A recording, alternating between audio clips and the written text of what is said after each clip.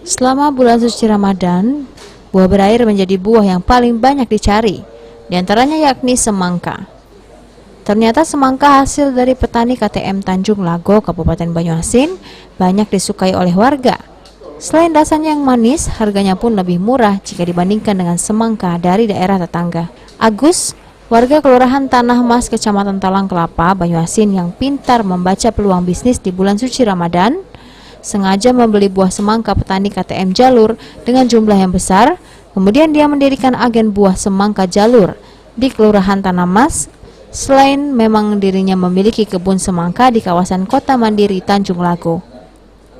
Selain menjual semangka hijau, Agus juga menjual semangka jenis golden yang harganya jauh lebih murah dibandingkan dengan harga eceran.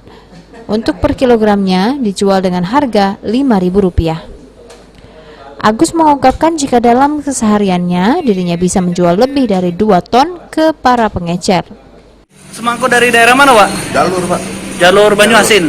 Jalur Banyuasin. Tepatnya desa apa, Pak?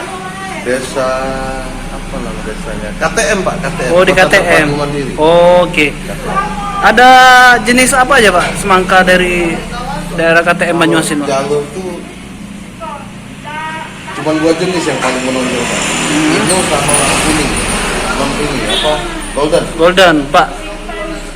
Kalau Ramadan ini banyak yang beli juga, Pak? Lumayan, Pak. Kalau Ramadan ini memang datang lebih ini lagi. Top juga, main tahunan juga, Pak. Salah satu pencinta semangka, Okta Triwinardi, mengaku sengaja membeli semangka untuk dikonsumsi saat berbuka. Selain rasanya yang manis, manfaat bagi kesehatan juga banyak. Harganya 5.000 per kilo. Biasanya pasaran 7.000, 8.000. Ini untuk berbuka atau Untuk buka puasa lah.